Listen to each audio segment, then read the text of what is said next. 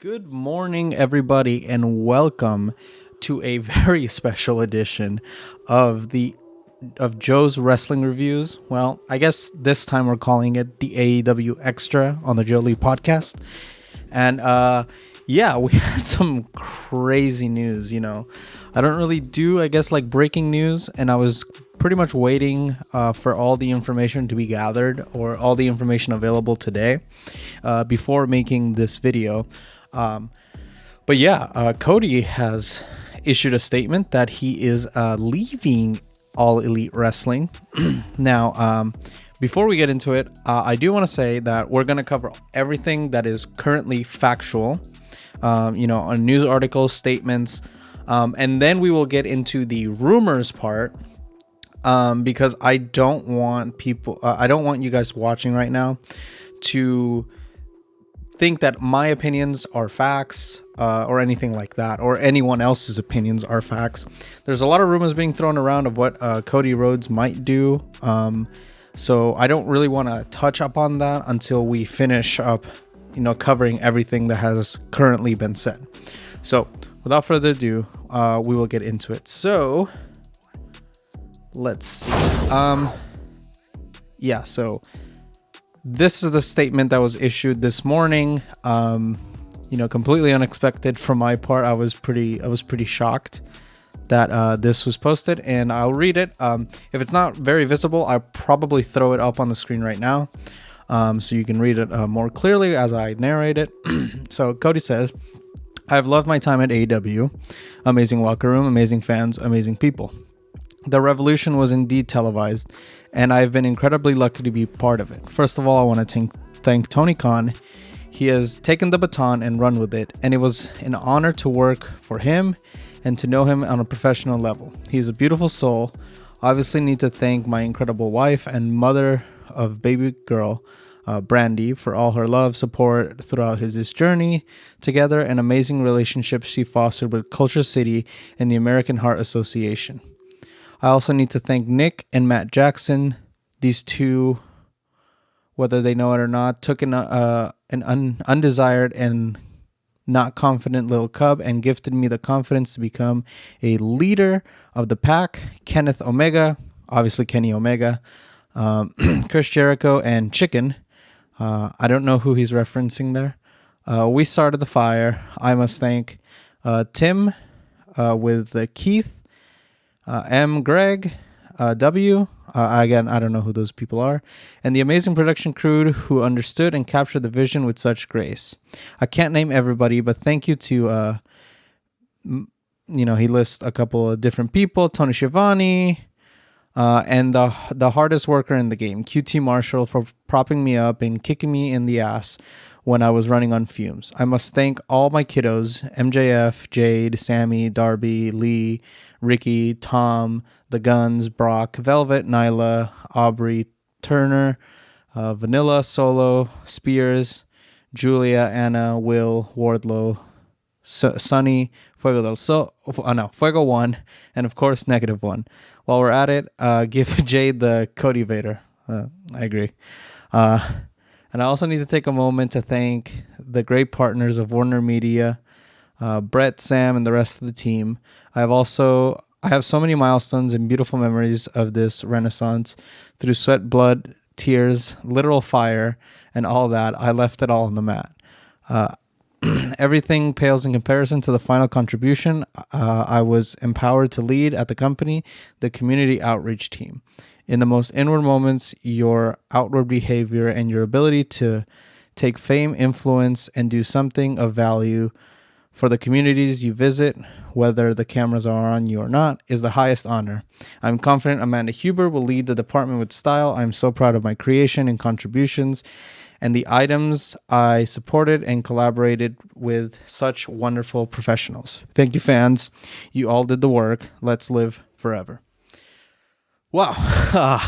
That was definitely a weird way to start my day out. I definitely did not expect this to be, what had happened. He was working on base by base cases, especially during the tail end of that Sammy feud.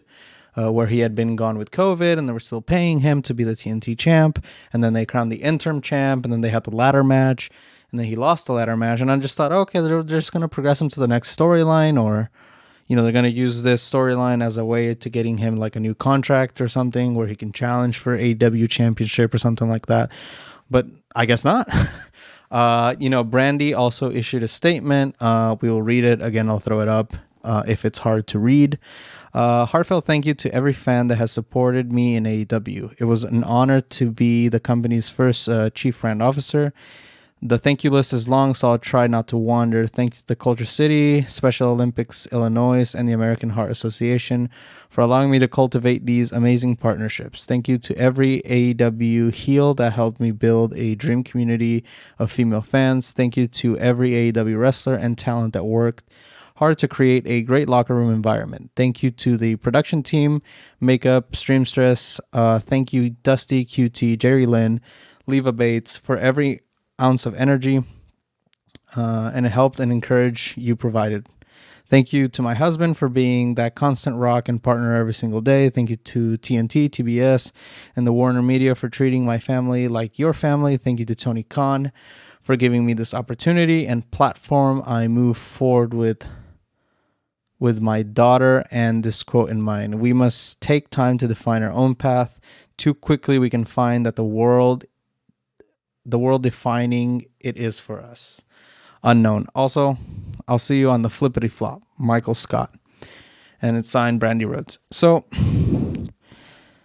there's two things here. They were thinking like the TBS and the TNT and the Warner Media Group, which they had Rhodes to the Top, which was their reality TV series where they followed both of them and they cover their life, and I'm sure part of it was scripted. I have not watched it. I'm not really into reality television.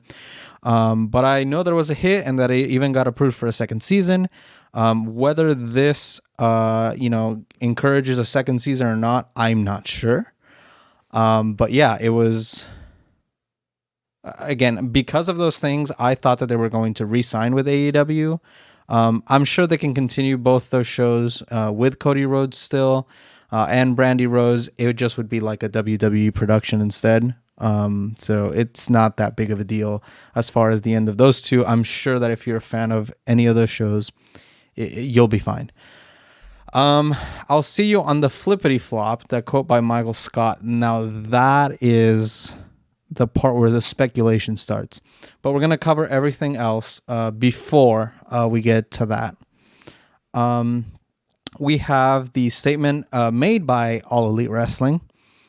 Cody and Brandy Rhodes were an integral to the launch of All Elite Wrestling. Cody's abilities, combined with his boldness and passion for the industry and the love for his community outreach, helped AEW deliver on our mission to give fans what they needed for far too long: something new, innovating, and lasting. Brandy helped us shape the AEW story, and I appreciate how hard she fought for both of us in the ring and outside of the ring, competing in the women's division while advancing our efforts at inclusion and civil causes, including the partnerships Culture City, American Heart Association. I have an immense respect for the appreciation of Cody and Brandy Rhodes, and I wish them both the best as they move on from AEW. Thank you, Cody, Brandy. Tony Khan, CEO, President, General Manager, Head of Creative, All Elite Wrestling. Which, again, we're going to cover at the end. Another statement made by AEW, very professional. Some things are implied here. But, so let's go to the... now we're edging towards the rumor area. I have the article by Dave Meltzer right here with Wrestling Observer. Cody and Brandy Rhodes, who are part of the original AEW crew, came along with the Young Bucks. Tony Khan, obviously you already know the history. Both had signed 3-year deals that expired on December 31st. So from that point forward, they were working on a appearance by appearance. And apparently this lasted 6 weeks. There had been negotiations for a new deal, with both continuing to work in community relations and on television. And a lot of people thought that they were staying. He goes over the the current storyline that they had just had with Sammy Guevara, and that new storyline they had started with Paige Van Zant. So behind the scenes, both had major positions. Cody was the executive vice president, headed communications and relations. He had also partnered with QT Marshall on the Nightmare Factory training school, where he will remain part of. So, regardless of what happens with AEW, Cody is still part of the factory or the Nightmare Factory.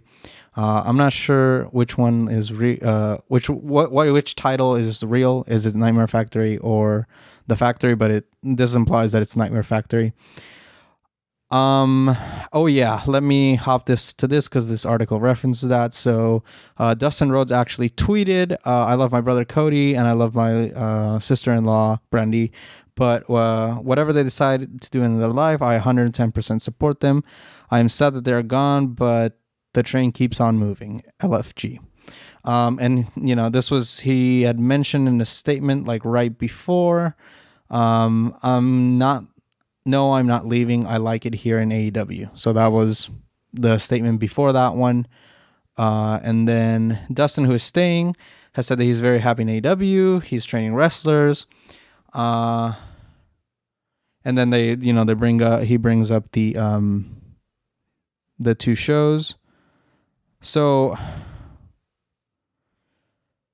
they were discussing to re-sign until the negotiations fell apart on Monday.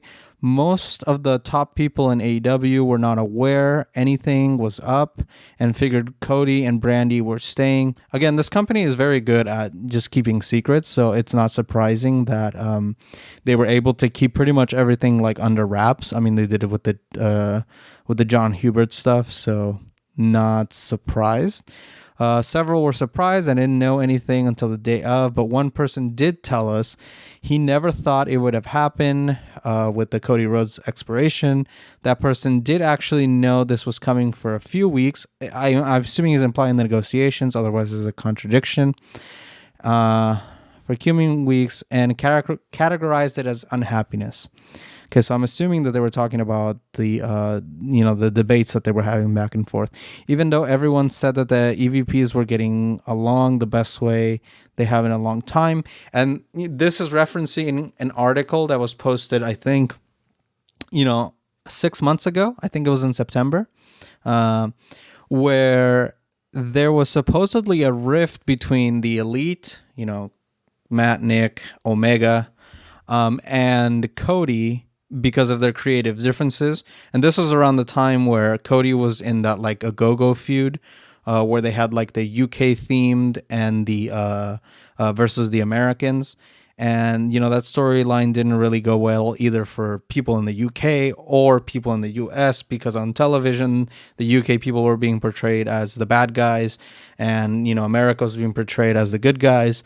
And, there was also like a rumor that, things are starting to fall apart with the Elite because Cody was booking himself to be like this grandiose, bigger than anybody else, like superstar. So that's what this is referencing right here. Even though everyone said that the EVPs were getting along, then there was a report, like I guess 3 months later, saying that like things were starting to work again, that the EVPs were working all together on storylines. One person close to the situation used the term heartbroken, but didn't know the machinations of the split. So I'm assuming that, if this source is reliable, they're probably talking about like some of the Young Bucks, because I've never seen Omega and Cody being like incredibly close. I always felt like it was more of a Cody Young Bucks thing.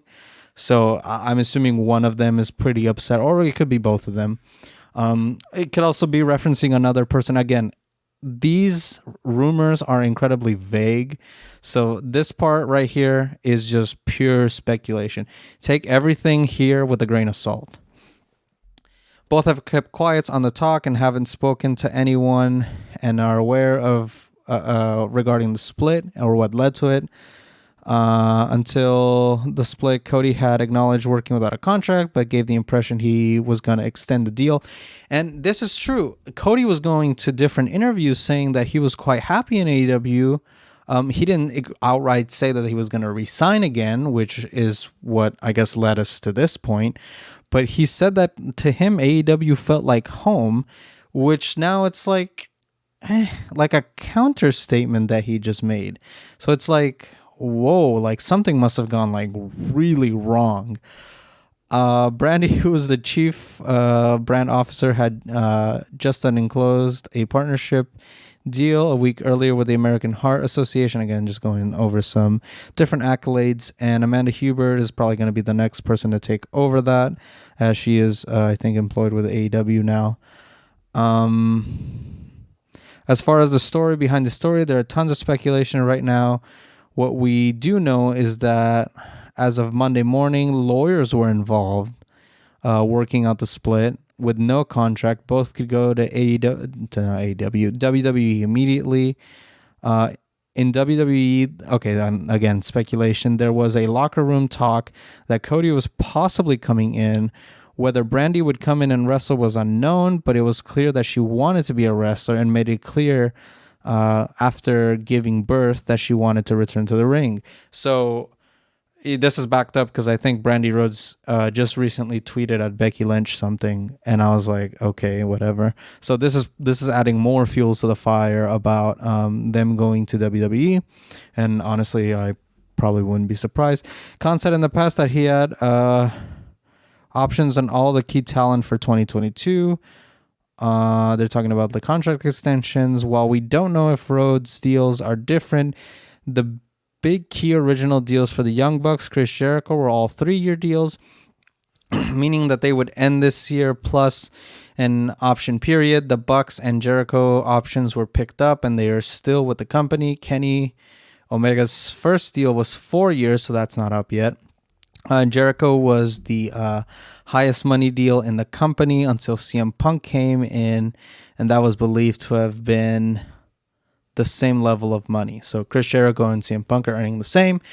Kenny Omega still has 1 year left on his deal. There was an article 2 months ago saying that the Young Bucks had signed a 5-year extension on their contracts. So, they're not going anywhere. Omega's not going anywhere. He's always followed the Bucks wherever they go. They're very tight-knit. Omega just came off of an incredible run as AEW World Champion. I'm sure we will see him be the champion at some point again if the company needs him for some reason to be the champion. Again, I don't see Omega going anywhere. The only person is maybe Chris Jericho, because if you're looking at the storylines right now, they're kind of starting to phase Chris Jericho out. And, Jericho could also be, this article doesn't say it here. And the article does say that Jericho took the extension, a 1-year extension on his current AEW contract. So it's possible that he's just using the extension to end a storyline and be done with All Elite Wrestling, which, to be perfectly fair, Jericho has more than used his talent here in AEW. There's a little disgruntlement with the fans right now, and I completely understand it. Jericho has served his purpose. If he wanted to go back to WWE, I see no problem there. WWE probably needs someone like Jericho, and they probably need someone like Cody too. I'm not going to get too much into that because I'm not a WWE person. I'm just All Elite Wrestling. I'm just covering this news article. Anywho, at the end of the day, Khan made the decision, approving all angles and choosing who wins and loses. So this we'll probably touch on in a little bit. But there was never a period where the EVPs weren't talking. Although Omega and the Bucks were close personally, and the relationship between the Bucks and Cody was more business, they always talked, and again, were said to be on their best terms as of late. Cody absolutely had great input, but his character was struggling. He had been getting booed at every show by a percentage of the audience, probably starting with his feud with Anthony Ogogo. I already explained why. It was not his call, and it was the only call he could have been made at the time, with Ogogo needing eye surgery. However, nobody was privy to this information. They're just kind of summarizing this. Cody tried to make the United States, UK. Again, I already kind of mentioned that. So yeah, they're going through pretty much the history of this, and I think for the most part, people were like just brushing off the Ogogo storyline. They didn't really care for it, and I already explained why. But the part where like a lot of people were just not feeling Cody Rhodes and were thinking he was kind of like burying talent was when he had that match with Malachi Black. So Malachi Black won the first 2 matches, but Cody won the 3rd match, which was the final match, and that didn't sit well with a lot of people. And man, I got to agree with with the people here. That was not the right decision. It should have been Malachi Black who won 3 back to back. He should have swept Cody the entire time. There's nothing wrong with losing a feud, man. Like, I know Cody is the babyface, but again, there's nothing wrong with losing. It wouldn't have hurt Cody's character at all. If he was gonna stick to the babyface, babyfaces can lose and make comebacks. I don't understand why Cody doesn't want to lose. From a perception standpoint, this could be the first major AEW star to leave for WWE. If it happens, the question is whether Brandy would be brought in as a performer. Obviously, it hadn't looked good for WWE for a perception that all the talent moves were one way. So, basically AEW to WWE. WWE to AEW. In that sense, this would be a major move for WWE. Still, Cody would always be pushed as a top star in AEW, and WWE never saw him as that when he was there before, and he left to prove he could be a top star, signing a big money deal that would last. I'm sorry, I messed that up. Anywho, they're just covering like the benefits of Cody moving to WWE. Okay, so what I really want to touch upon is like there are 2 things. So remember that promo that Cody Rhodes had cut right before the week before the ladder match against Sammy Guevara.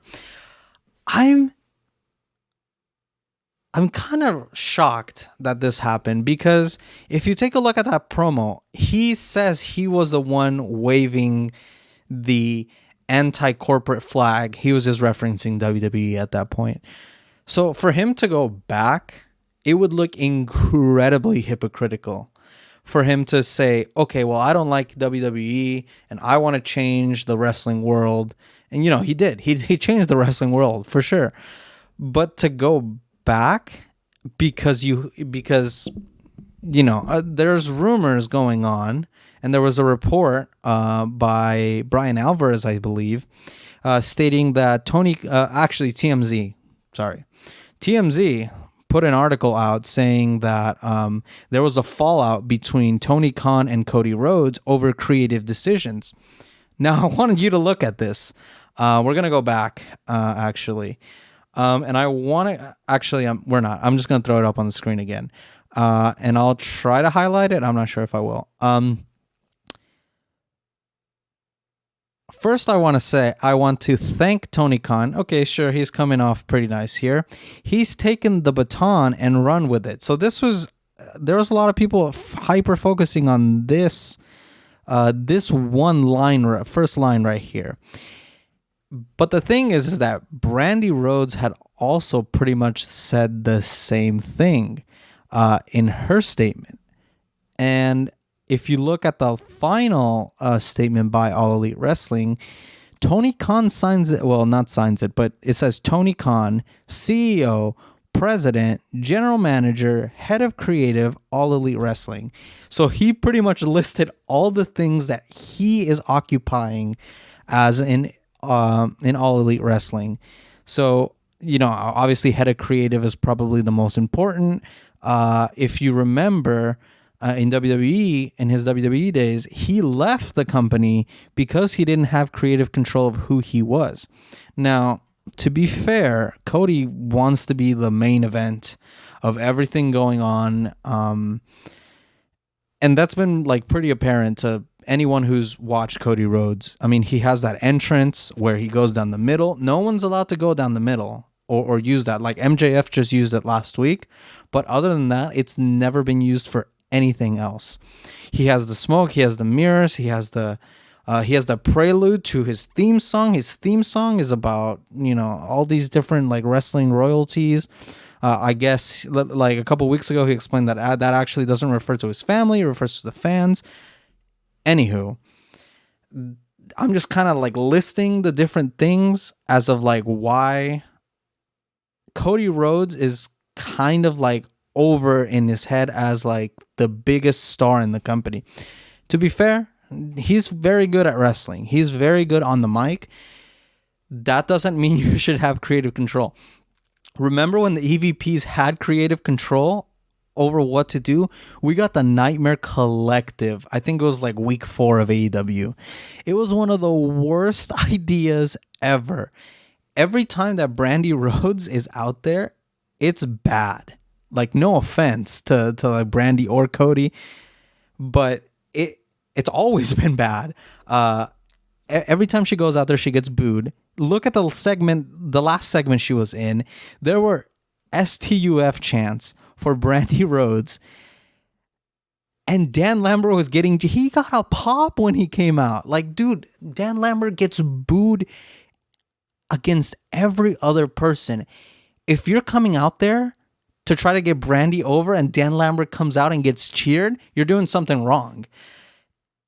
And I think Tony Khan was just trying to give leeway to Cody, letting his wife be in a major storyline with Paige Van Zandt, and it just didn't work out. It just didn't work out. The fans don't want to see it. I even said it on my review. I don't care about this. I don't want to watch this feud. Like, Paige Van Zandt is not a wrestler that I know. I mean, I'm sure she has a great MMA career that I don't know about. And I just don't care about Brandy Rhodes. She's not a good wrestler. I don't want to see her.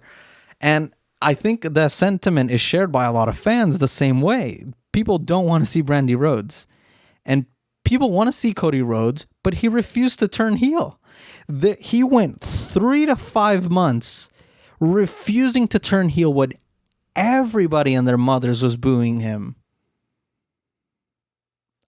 We were all waiting for the slow burn. Now, people, I want to bring Tranquilo Club because I think he's a cool dude. He has some interesting wrestling opinions, but even the biggest AEW fans wanted Cody Rhodes to turn heel, and they thought he was going to turn heel, and he didn't. And he's just dense in the head sometimes. And I'm sure he was dense in the head with this Tony Khan decision to maintain creative control over everything. And I agree. I agree that Tony Khan should maintain full creative control. Yes, years 1 and 2, sure, he didn't know what to do, and he left it up to the EVPs because they had more experience in the business. But by year 3, he already knows how to run the show. We've been getting the best storylines recently. We had the Hangman Page storyline. We got the Malachi Black storyline. We got the MJF CM Punk storyline. We get a sub-storyline in that storyline with Wardlow. The creative is fine as it is. We don't need to be giving other people creative control. You can let people decide their own characters and stuff like that, which is why I assume Cody never turned, because he didn't want to turn. But for the most part, it's Tony Khan, and I'm sure Tony Khan tried to get him to turn heel, and he just wouldn't budge. Again, everything I've said past the Dave Meltzer article, take with a grain of salt. It's just my opinion. Those are just the opinions that I have. Now, I don't want to get into anything else. I'll leave it at that, because I'm sure I'm going to look back at this and some of this stuff isn't going to age well, especially like if he actually goes to WWE or he comes back. There's a lot of people thinking that this is a incredible work shoot and that he's coming back. But my goodness, there's like so much evidence now that points to the opposite, or a lot of rumors that point to the opposite, that it's like, oh man, I don't think he's coming back. And it's a huge blow because like he's like one of the founding members of AEW, and obviously I do enjoy Cody. At the end of the day, I think he's a great wrestler. He's got a great promo, but you know, I think the decisions he was making for himself were not that great creatively. But again, I do respect him. I do wish him the best. If he goes to WWE, I wish him the best success. I'm not going to get into, you know, what I think will happen to him in WWE, because I don't want to be more negative than I've already been. But yeah, that was it. That was the extra for today. If you enjoyed it, make sure to hit that like button. Give a sub if you found this interesting. I will be back on Friday morning. That's usually the AEW review. I will have the AEW Dynamite review for this week. There was no Dynamite review last week because I had some computer issues. I was trying to do some stuff for school and it messed up the computer. So I got it back running up again, and I got all the streaming stuff done. So we should be back. The Jolie podcast also should be back on Thursday morning. We will be doing the Super Bowl review. And I know we were supposed to do like the free agency and coaching stuff over last week, but that didn't happen because of the same issues. That'll be 2 weeks from now. So again, if you're into the NFL or All Elite Wrestling, make sure to hit that like, hit the sub, and share with a friend if you found this content enjoyable. Okay, for Joseph Yanez, this is All Elite Wrestling Extra on the Jolie podcast. I will see you next week.